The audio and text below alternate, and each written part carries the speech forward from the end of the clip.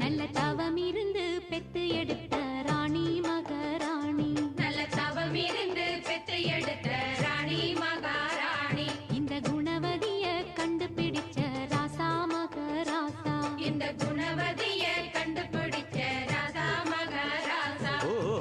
ஜோடி நல்ல ஜோடி இது மாப்பிள்ள பொண்ணையும் பாரு